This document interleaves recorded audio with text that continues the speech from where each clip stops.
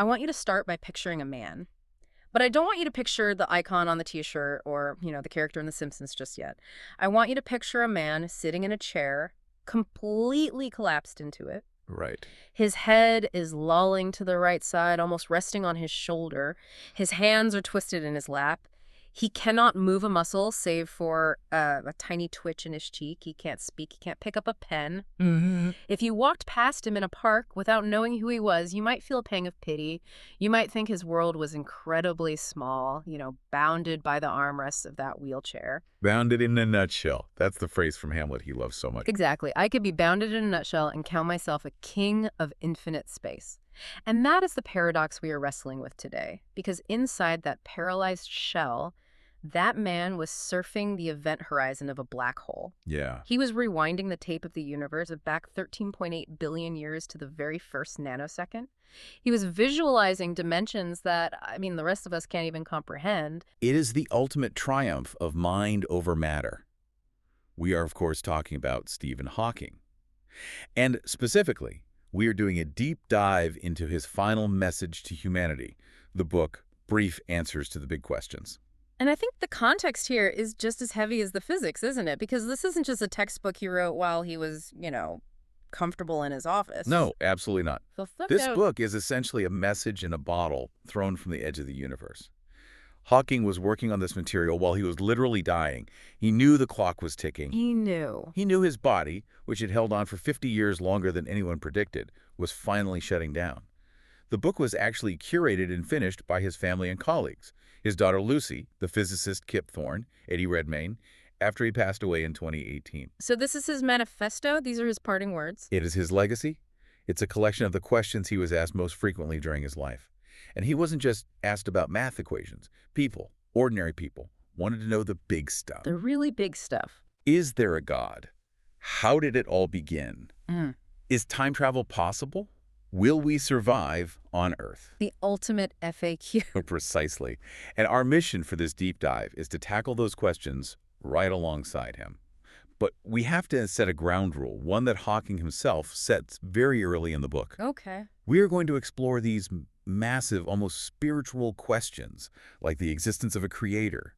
But we are doing it strictly through the lens of science. Right. We aren't doing theology today. We're doing general relativity and quantum mechanics. We are looking at the mind of God, as Hawking sometimes metaphorically called it, but we are decoding it through the laws of physics. Okay, before we try to crack the code of the universe, I want to unpack the origin story, because you cannot separate the science from the suffering. And frankly, the fact that he lived long enough to write this book is a medical miracle that defies statistics. It is statistically impossible. I mean, if you look at the timeline, it just doesn't make sense. And I was struck by how normal he was before the diagnosis. He wasn't born a cyborg. He wasn't born this oracle. Far from it. He was a bit of a slacker, actually. A slacker. Stephen Hawking. He admits it. He talks about his time at Oxford in the early 60s. The vibe there was very specific. You weren't supposed to try. Right, he was uncool. It was so uncool to work. If you were brilliant, without effort, you were a god. If you studied hard, you were a gray man, a try-hard. So Hawking was just cruising. He estimates he did about an hour of work a day, total. He was that guy who would breeze into the exam, scribble something down, and still get top marks. But he wasn't applying himself. He was bored. And then the glitch happens. St. Albans. He's home for a break. He goes ice skating on a frozen lake with his mother. He falls over. Now, people fall over ice skating all the time. Okay. But he couldn't get up. And it wasn't just the skating. He describes these moments of just being clumsy, falling down the stairs, not being able to row his boat properly. And the medical advice he got initially, in hindsight, it's just infuriating. It's tragic comedy. He goes to a doctor after falling down the stairs, and the doctor looks him over and says, "Lay off the beer." Lay off the beer. Which tells you how subtle the symptoms were. It looked like drunkenness, slurred speech, loss of balance. But the reality was his nervous system was beginning to unplug itself from his muscles. So he goes in for tests. He's 21. At age 21, they diagnose him with ALS, amyotrophic lateral sclerosis, also known as motor neuron disease. And the prognosis? Brutal. They gave him 2 years. Go home, get your affairs in order, you'll be dead by 23. I've tried to put myself in that headspace. You're 21. You haven't really done anything yet. You're just starting your life, and you're told the game is over. He admits he went into a deep depression. Oh, absolutely. Who wouldn't? Locking himself in his room, listening to Wagner records, drinking. But then something weird happens. He doesn't die on schedule. The 2 years come and go. And this delay, this stay of execution, it changed his psychology entirely. He writes this line that I think is the key to understanding his entire career. He says, "After my expectations had been reduced to zero, every new day became a bonus." That is the executioner's clarification. Exactly. Such a powerful shift. I mean, if you think you have 50 years left, you might procrastinate. You might Yeah. worry about office politics or paying the bills. Sure. If you think you're going to die next week, you focus on what really matters. For Hawking, he suddenly had a reason to finish his PhD. He had a reason to unlock the secrets of the universe. He was in a race against time. And crucially, he met Jane. His first wife. Her determination that they could fight this together gave him a reason to live. He needed a job to get married, to get a job. He needed a PhD, so he started working hard for the first time in his life. It's funny, looking back, we see him as this towering intellect, the smartest man in the world. But in the book, he shares this great anecdote about his school days. His nickname was Einstein. Yes, but it was ironic. Exactly. It wasn't a compliment. He says he was only halfway up the class rankings. His handwriting was messy. His work was untidy. And one of his friends even bet another friend a bag of sweets that Stephen would never come to anything. I wonder if that friend ever paid up. I hope so. Inflation adjusted, that's a very valuable bag of sweets. I bet. But let's talk about the voice, because for most of us, that computerized voice is Stephen Hawking. It is his sonic identity. But he didn't always have it. He lost his ability to speak slowly. By the late 70s, his speech was so slurred that only his family and his PhD students could understand him to translate. Wow. But the real silence came in 1985. This was the pneumonia. Yes. He was at CERN in Switzerland. He caught a virulent pneumonia. It was life-threatening. The doctors actually suggested to Jane that they turn off the life support and let him go. And she refused. She refused. She had him flown back to Cambridge. But to save his life, the surgeons had to perform a tracheostomy. That operation creates an airway through the neck, but it severs the connection to the voice box entirely. So he was left alive, but totally silent. Totally silent. Can you imagine a mind like that trapped in a silent box? It must have been hell. For a while, he had to communicate by raising his eyebrows when someone pointed to a letter on a card. It took minutes just to say hello. Until the technology arrived. Right. A computer expert in California heard about his situation and sent him a program called Equalizer. And that's where we get the famous synthesizer. But here's the fascinating thing.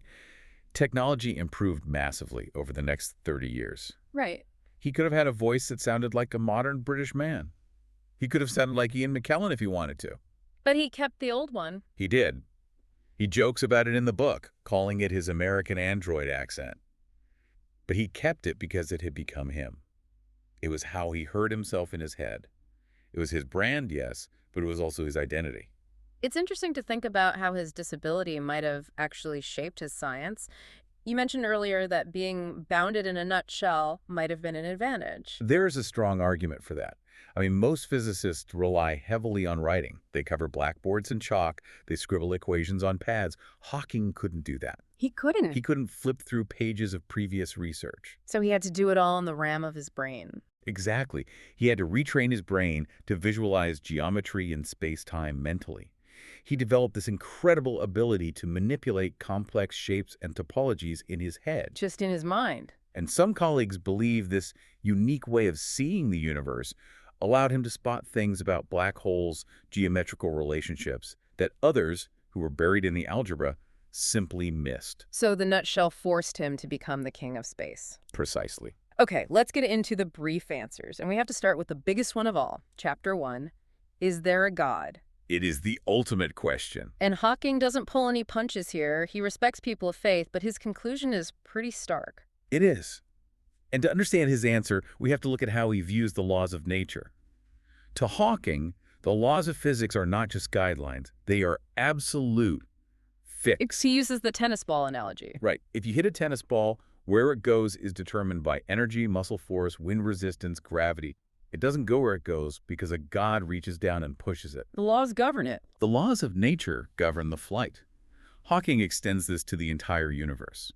If the laws of nature are fixed, is there room for a deity to intervene? He says no.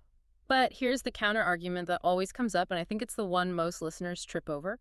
I can accept that the tennis ball falls due to gravity, but who made the tennis ball? Who built the court? Who wrote the laws of gravity? First cause argument, yes. Exactly. You can't get something from nothing. If the universe is full of matter, stars, planets, gas, us, that's a lot of stuff. Yeah. You need a creator to inject that stuff into the void. And that is common sense. It's totally logical. Right. But Hawking argues that common sense is wrong. He introduces a concept called the ultimate free lunch. This is the part that broke my brain a little.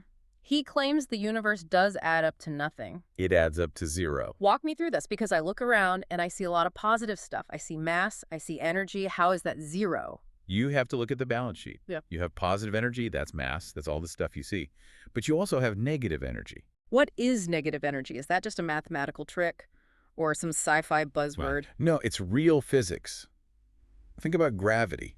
Gravity is attractive. It pulls things together. So because it pulls things together, to separate them, you have to put work in.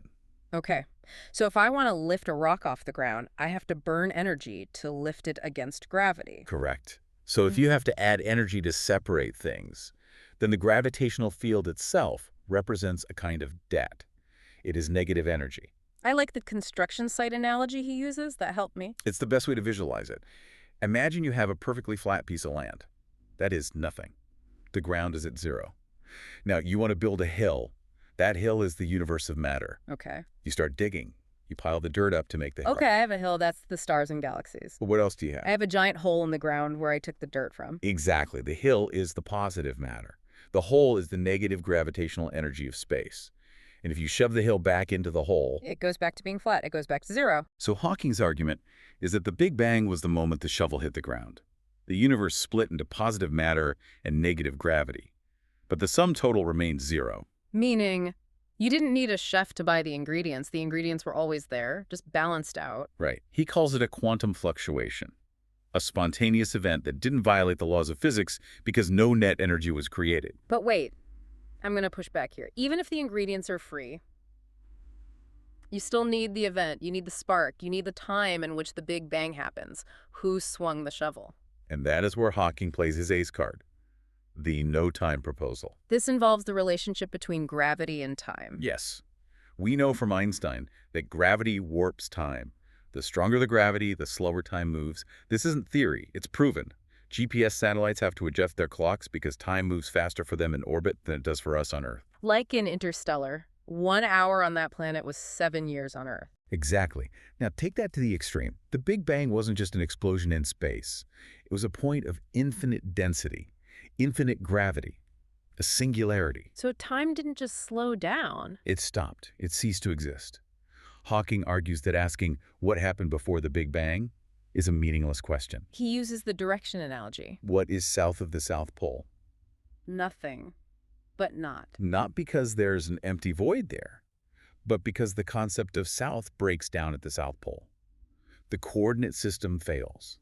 The question itself doesn't exist. So it's the same thing with time. In the same way, the concept of time breaks down at the Big Bang. There is no before. So if there is no before, Then there is no time for a creator to exist in. You can't have a cause if there is no time for the cause to happen. that is Hawking's conclusion. If the universe was a spontaneous event and time began at that moment, there was no time in which a creator could operate. He writes, "We are each free to believe what we want, and it's my view that the simplest explanation is that there is no God.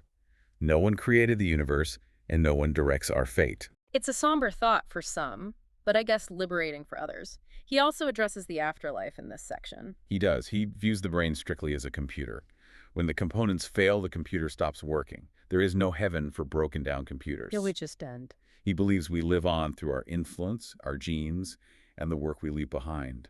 We return to dust, which makes his own life and his drive to leave a legacy even more poignant. He really believed this was his one shot. Absolutely. All right, let's move from the creator to the creation. Section 2, how did it all begin? Cosmology. This was Hawking's playground. We take the Big Bang for granted now. It's in the opening credits of sitcoms. But Hawking reminds us that not long ago, this was a fringe theory. It really was. In the early 20th century, the steady state theory was popular. The idea that the universe was eternal and unchanging. It was comforting. But then came Edwin Hubble in the 1920s. The man with the telescope. Hubble observed distant galaxies and noticed something weird. They were all redshifted. Meaning they were moving away. They were all moving away from us. And the further away they were, the faster they were moving. The universe is expanding, like a balloon being inflated. Exactly.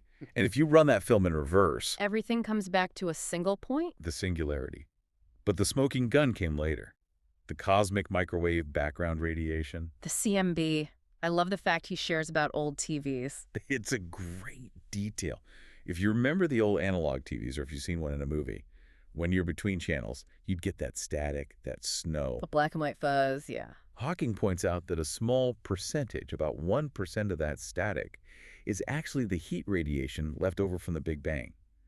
You are literally watching the afterglow of the creation of the universe on your television set. That is mind-blowing. I'm never looking at static the same way again. It connects us directly to the origin. But Hawking, being Hawking, couldn't just settle for the standard Big Bang model. He introduced quantum mechanics into the mix. This leads to the multiple histories theory. This is where my brain starts to hurt again. This is Richard Feynman's influence, right? Yes. In the quantum world, particles don't just take one path from A to B.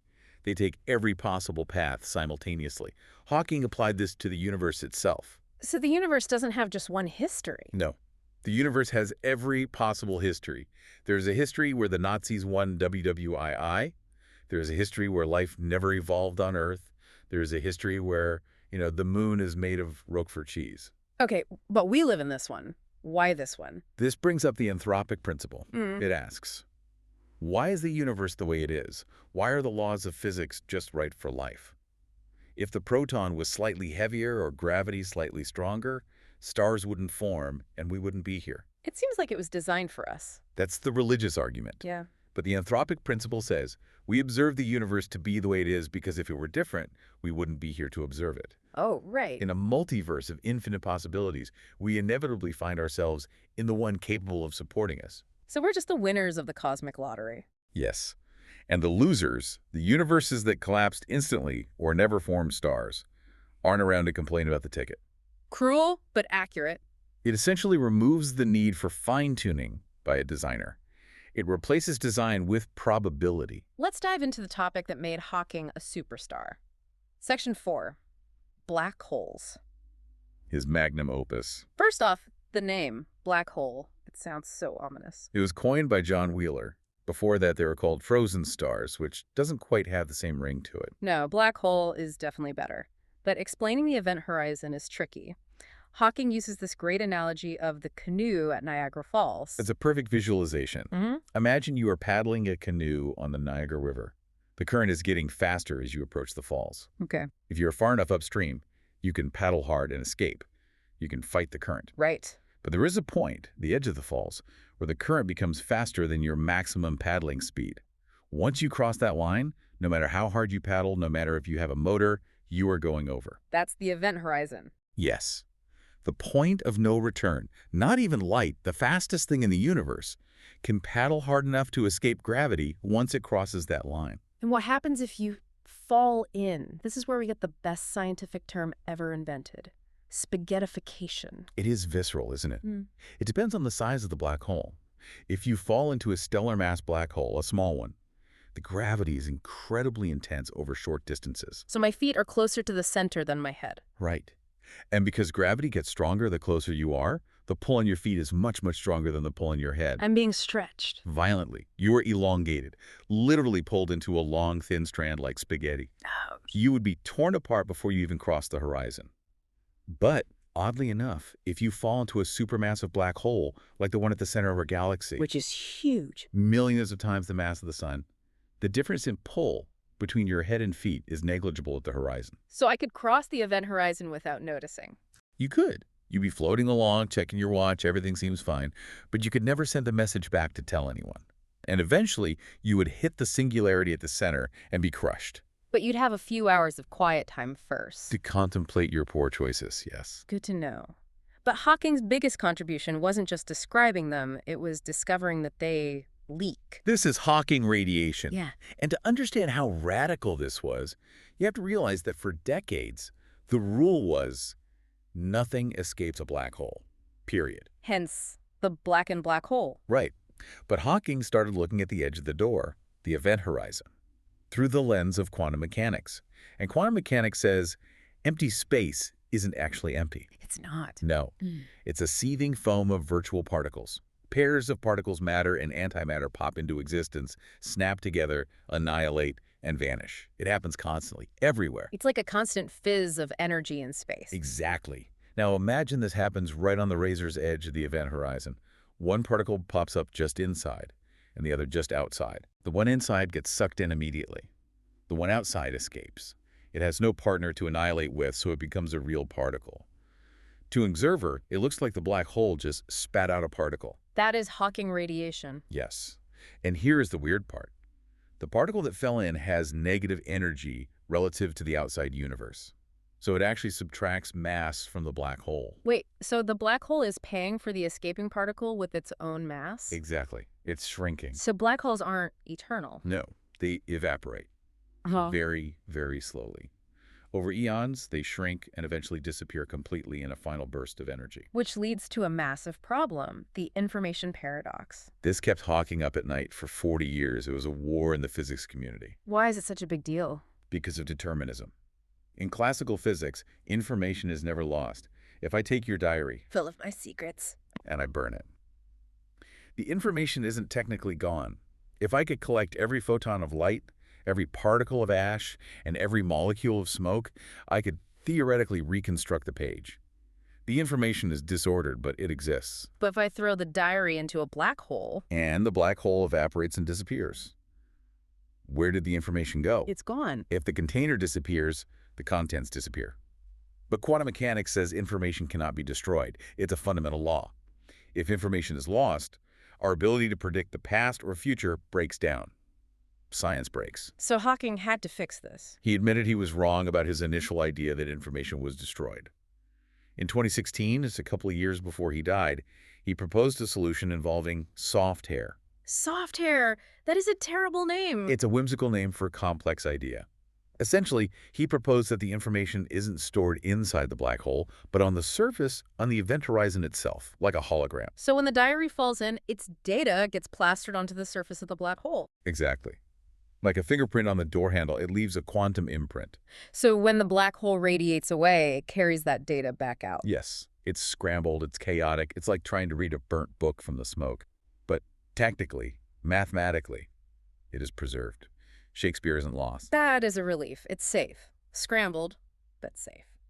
Let's shift gears to something that feels pure sci-fi, but Hawking treats very seriously. Section 5.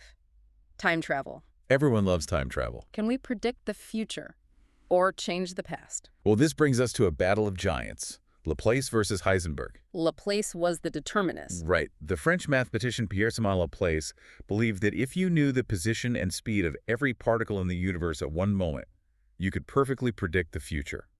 The universe is a clockwork machine. But then Heisenberg came along and smashed the clock. The uncertainty principle. You cannot know both the position and speed of a particle accurately. The more you know one, the less you know the other. So, as Hawking puts it, God plays dice. The universe is a casino. We can predict probabilities, but not certainties. But what about actual travel? Going back. General relativity actually allows for it. Space-time can be warped. Theoretically, you can create a wormhole, a bridge, between 2 points in space-time. But there are paradoxes, the famous grandfather paradox. Right. If you go back and kill your grandfather before your father is born, you were never born. So you can't go back to kill him. It's a logical impossibility. So how does Hawking resolve this? He offers two options. Option 1, consistent histories. You simply cannot change the past. If you went back, you were always part of the past. You try to shoot your grandfather, but the gun jams. Or you miss. Or you trip. History is a closed loop. It is. So free will is an illusion in that scenario. You are just an actor following a script that's already written. Okay. What's option 2? Option 2 is alternative histories. This is the Back to the Future model. You go back, change something, and you create a branching timeline. You are now in a parallel universe. Hawking seems to lean towards a different idea, though. The chronology protection conjecture. Yes. He believes the universe actively prevents time travel. Like a cosmic bouncer. It's about feedback. Think about a sound system at a concert. If you put a microphone next to a speaker, what happens? You get that screeching noise. Feedback. Right. The sound goes into the mic, out the speaker, back into the mic, out the speaker. It amplifies itself instantly into a loop of energy. And a wormhole is like that microphone. Exactly. Radiation would loop through the wormhole, traveling into the past, coming back to the present, going back into the past, amplifying itself instantly. Hawking argues this buildup of energy would destroy the wormhole before you could step through it. So nature protects history by blowing up the bridge. It seems so. And Hawking has a very practical, very famous experiment to prove time travel doesn't exist. The party. I love this story. The Time Traveler's Party. He threw a party at Cambridge. Champagne, balloons, hors d'oeuvres. But here's the trick. He didn't send out the invitations until after the party was over. The idea being only a time traveler from the future could know about it and come back to attend. Exactly. He sat there waiting. And who showed up? No one. He sat there alone for the whole duration, which is both funny and kind of sad. It is, but it's a pretty strong argument. If time travel ever becomes possible, even 1,000 years from now, where are all the tourists from the future? Why aren't they swarming the Titanic to watch it sink? Unless they are invisible. Or unless, as Hawking suggests, we just haven't built the machine yet, and you can only travel back as far as the invention of the machine. Ah, good point. So we might still be in the pre-time travel era. Now, speaking of things we haven't seen yet, aliens. Section 6. Is there other intelligent life? Hawking is skeptical about us meeting them, but statistical about their existence. He talks about the lethal mutation theory. This is dark, but it explains the silence. It answers the Fermi paradox. If the universe is so old and big, where is everybody? Hawking suggests that intelligence might be a lethal mutation. Meaning it's not an evolutionary advantage in the long run. Think about us. We've had radio technology for 100 years. We've also had nuclear weapons for 80. Hawking argues that once a species gets smart enough to build radios and rockets, they also get smart enough to build nukes and biological weapons. And they tend to destroy themselves before they can colonize the galaxy. It's a warning for us. Intelligence brings the capacity for self-destruction. He also warns against wanting to meet them. We send out these messages like the Voyager Golden Record saying, "Here we are, come find us." And Hawking says, shh, be quiet. Aye. He looks at human history. When a technologically advanced civilization meets a less advanced one, it rarely goes well for the less advanced one. He compares it to Columbus meeting the Native Americans. Didn't turn out well, as he puts it. If aliens come here, they likely have mastered interstellar travel. That requires massive energy. They might look at Earth not as a place to make friends, but as a mining site. We might just be the ants on the construction site. And then there's the alien intelligence we are building right here.